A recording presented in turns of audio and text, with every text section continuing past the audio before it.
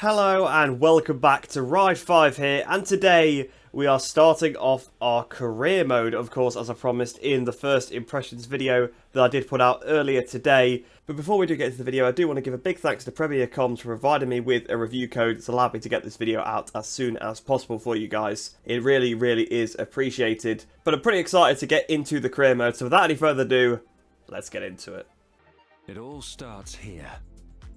They say that for a real rider, racing is life.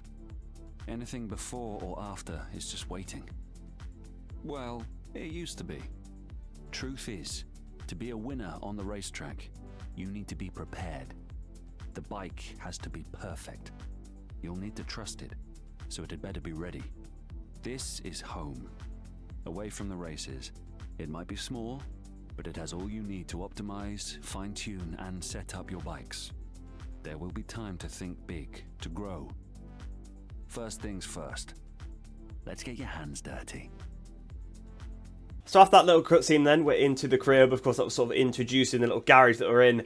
And it did actually show us here this leaderboard. There's apparently we have to watch out for certain riders on this leaderboard. There's a bit of like a tip that it gave us. And you can see we're down in 226th position, and I assume, as you always do in the ride games, you have to try and make your way up to the top of the World Tour. So we'll go into the tour mode here. So what have we got here? We've got a few different ones here. Well, I guess this is all the way through. I guess we have to complete them in order. So what we have here, we've got this first one. Rev it up. Join the World Tour for the first time and choose which championship to start out in. Race against riders from around the world who, just like you, want to try their abilities in amateur level competitions. So it seems to me like you win the BMW M1000RR if you achieve this one by the looks of it there. It's got a unique bike. And below we've got the Limitless Challenge, but of course that's not unlocked. So we'll click onto this then. And then welcome to your career Ride 5. Select a championship to start your fully customised experience on the path to World Tour glory. So we've got European Junior 250 Championship, which is at Mugello, Snetterton and Valencia, which will give us a 2009 Honda. Okay, so they're all the 2009 Hondas what you get. The American Talent Championship, which is 250cc in America. We've got Canadian Tire, UMC, which I believe is Salt Lake City and Road Atlanta. And then we've got the All Japan Debut Championship. So once you've selected the debut championship, you cannot try any of the others. But it says over the course of your career that you will get to try all of them. So I think we'll start off with the 250 European. We'll be realistic. That would be what I would be in. I'm from the UK, so I'd obviously enter the European Championship rather than the American or the Japanese. So we'll get into that one. So for this first one, it is Mugello, but it's actually a short course. It's a shortened version of Mugello. It's not the full version. So without any further ado, we may as well get into it. It's a 3-lap race, 100% difficulty. We'll keep with 100 for now, because that's what I was using in the previous events, and we'll see how we actually get on with that one. That's what I used in the last video, and it did seem like some of the AI were a little bit fast, so probably is about right, because we'll obviously keep getting quicker. And of course, we've got our Yamaha. I believe we should leave it stock for this first one, because, well, we haven't really got any credits, have we? So we may as well leave it stock for this first sort of championship and see what we can do. So here we are then at Mugello. And of course, it's an interior circuit, so I don't really know it. Oh, actually, it's just the shortcut through the, yeah, so actually I do know the track. It's literally only one corner that I don't know. Obviously, I know Mugello, but I didn't know the layout. So if we look at the tyres, we've got stock tyres. That's all we've got. So we've got to be careful with that one because the grip is very low. If we remember back to the tutorial, I really struggled with the lack of grip. So we'll have to see, although we're on a less powerful bike now, so it should be a bit easier.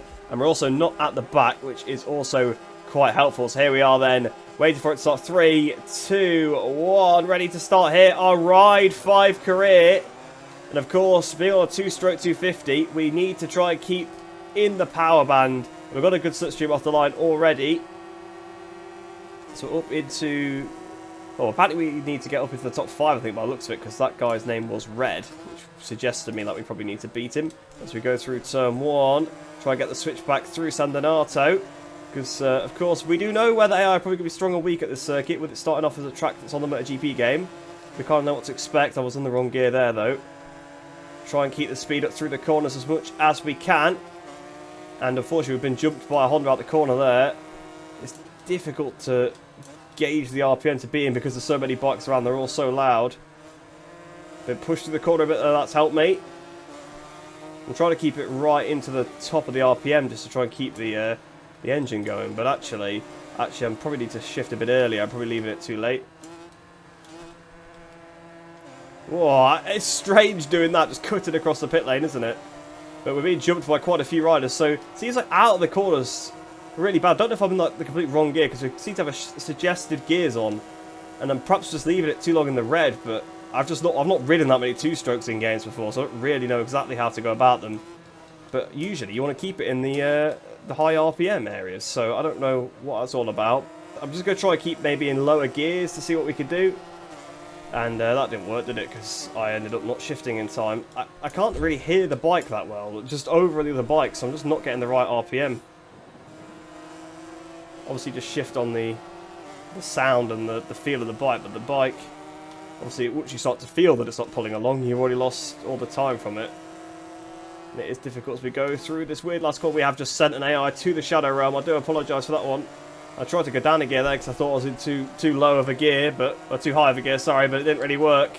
As we're about to start this last lap of the race, everyone's just blasting past me. I think maybe I'd need some upgrades on this bike, to be fair. That could be part of the problem, but we don't really have enough credits to upgrade the bike as far as I'm aware, so I just kind of went with the stock one. Through turn one then. I'm going to have to try and gas this a lot. Have we got traction control on, which we shouldn't have? This bike would not have traction control on it, would it? So why we've got traction control, anti-braking and all that stuff on, I don't know. I've just realised we've got ABS on. That's actually probably a bit of a hindrance. I did feel like I hadn't locked the brakes at all. That's probably, yeah, that probably is a bit of a hindrance to us actually having anti-lock brakes on there. We've had a pretty bad race, to be quite honest. So we need to be winning these races to win this championship. And we're going to barely finish in the top 10. Although we might get Finley Cooper out the last corner because he had a bad run. No, because we didn't shift in time. Up towards the line, it's going to be P9 in our first career mode race. So not ideal. Not ideal at all. But the bike is definitely going to take some getting used to. It's a very strange bike, it must be said. But there we go then, that is the first event. I don't know whether we have to redo it because we didn't get the top 3, I'm not too sure. But I guess we'll see as we carry on. Yeah, the guy there in 5th has a red name, so I guess we have to get in the top 5 as a minimum, possibly.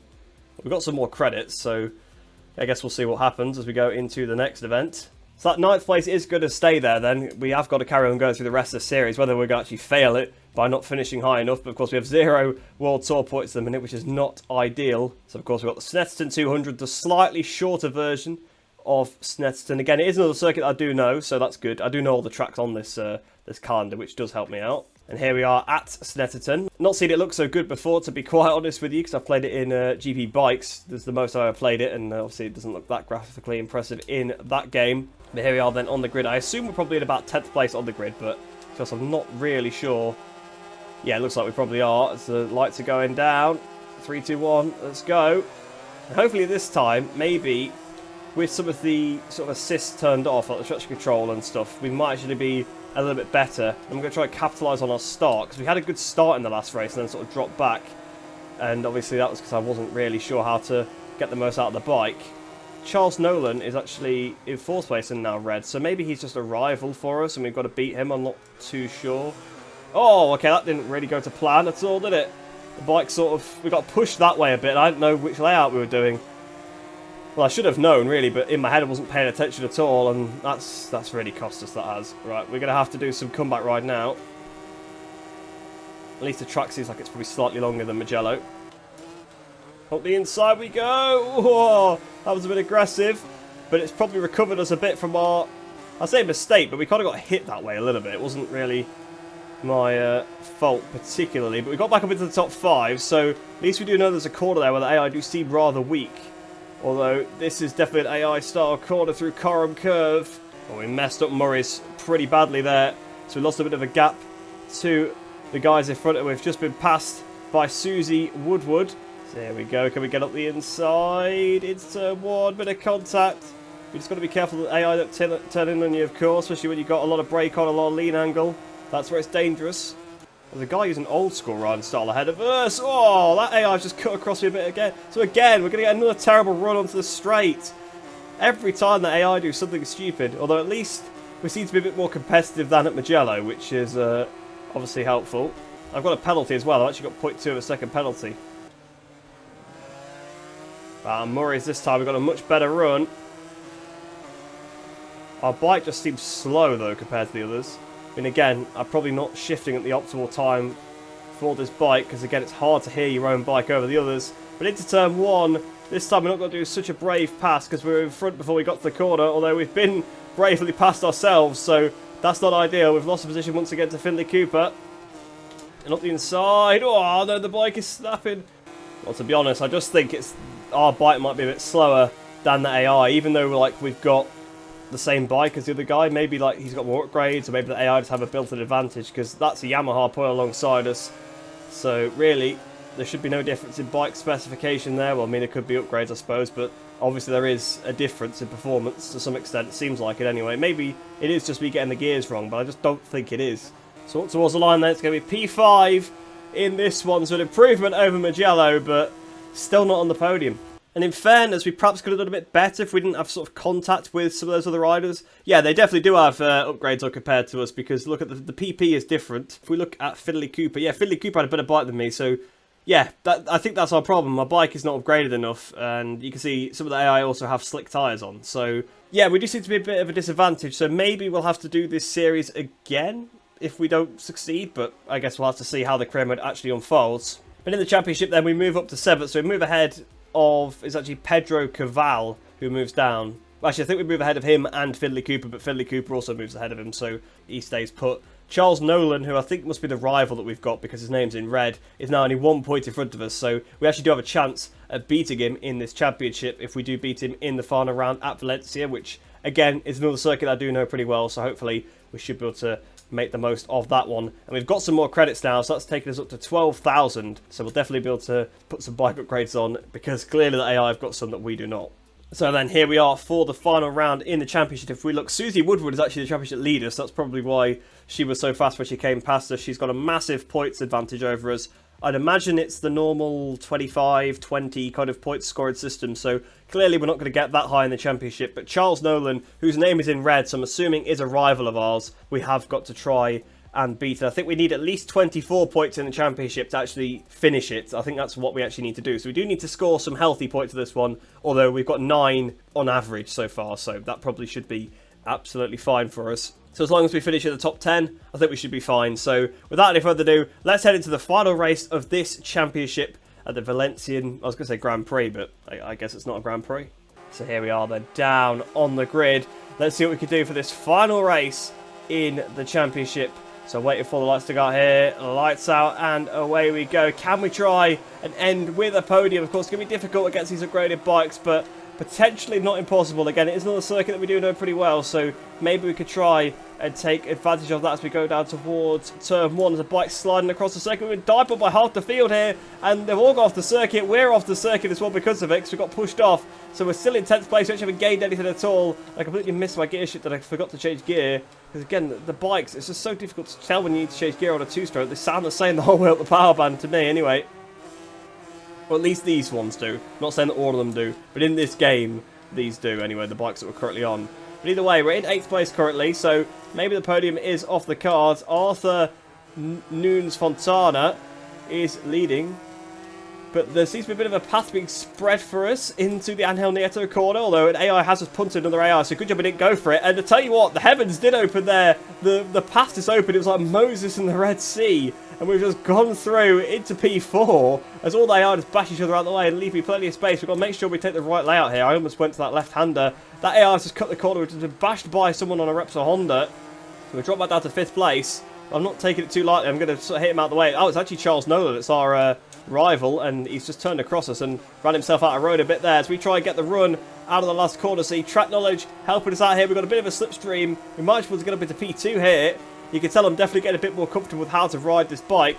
But if we went back to Mugello now, we would probably do a little bit better. Because, of course, we just jumped straight on it there at Mugello. So we had it from the beginning. That's what we unlocked in the tutorial. But, oh, whoa, what was that? That guy just completely cut the corner as well. So it seems like the... Tell you what, we get to a MotoGP track and they start riding like the MotoGP AI again. I'm not surprised. I wonder if just the splines are just wrong on the path that they take. But that guy's had a terrible run through Crivier, so we just rode past him. Not Crivier, sorry, Duen. Which is still strange to me. You think you'd have a Crivier corner in Spain rather than a Duen corner, but there you go. I mean, there is a Crivier corner at Jerez, but even still. Regardless, he had a terrible run through Duen corner. We overtook him, and we're up into P2. Ryan McKenzie, 6 tenths behind us. Looks like the leader is probably too far ahead, but to be fair, we've done good in this one. Makes me wonder where Susie Woodward's got to, because obviously she was rapid. She's a championship leader. We just picked up a penalty, so that was a bit foolish, but we've now got a second lead, so hopefully we won't get dive bombed by the AI this time. So we're about to start the final lap here, then 1.3 seconds to the rider behind. We should be safe as long as we have a good last lap. Hopefully we can just keep in front of them. Well, I was running on the last lap where Susie got to, and she's now the rider behind us, but fortunately I think we are going to be able to hold her off because she's just too far behind. And to be fair, we've actually had a very good last lap because we've caught this guy in front of us up quite a lot. But actually, now we're in a bit of clean air, not being dive bombed constantly. We are probably carried a bit more corner speed, especially through turn 1, for example. We gained a decent amount of time in there because that's where they're losing a lot of time by going too fast and too deep. There we are, into the last corner then. I'm a bit disappointed that we're not going to win. That was risky there, going on the green a little bit. Could have picked up a penalty, could have had a crash on that curb. Wasn't doing it on purpose. But on towards the line then, Arta Nunes Fontana's going to win, but we're going to come over second. We are going to beat Susie Woodward here at Valencia. To be fair to Charles Nolan, he actually has very low performance points as well, because he's on 221, we're on 281, so we actually do have a better bike than him, but a lot of the others seem to have better bikes than us. I suppose that's just because the Yamaha is probably better than the Honda base, but probably stats-wise they are actually similar. But then you can see a lot of the other guys have got upgrades, so we're definitely at a bit of a disadvantage. But I'll take that one. I'll certainly take P2 in that one. I don't know what that's done to the championship. So we've actually gone up to... we got up to third place. We've ended up third in the championship. Well, to be fair, that's not too bad. That's pretty good going, to be fair, considering the poor start we had. And it's a tie as well for the guys in front, both on 60 points there. So that was actually really important. Susie Woodward, if she got us, she would have won this championship. But there you go then. Third place in our first Ride 5 championship. Not too bad, not too bad. And there you go then. We get 96 points for finishing P3, which I think is for the leaderboard. And we gain 9,000 credits there for getting P2. So that's what you need to do. You need to win races and then you get lots of credits. So for clearing that group then, we actually unlocked the CBR 600RR from 2009, which is lovely to see because we actually only needed to get 24 points, but we got 96. 96 obviously is not the championship points. It must have been the leaderboard points was actually what we needed. Either way, we managed to achieve the objective by getting that third place in the championship.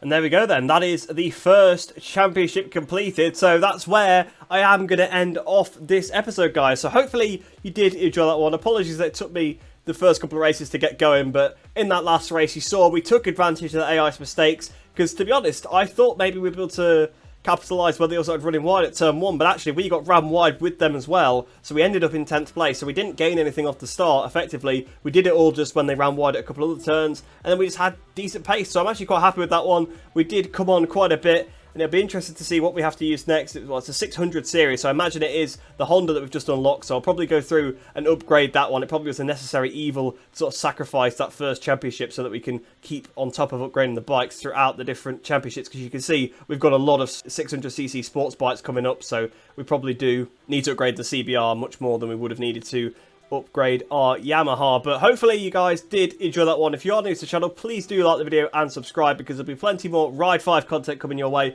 along with lots of other motorcycle racing games as well, MotoGP 23, GP bikes, plenty of other stuff. So if you do like bike racing games, this is definitely the place to be. But like I said, I hope you did enjoy that one. I hope you enjoy the rest of your day. I hope you all stay safe, and I shall see you in the next one.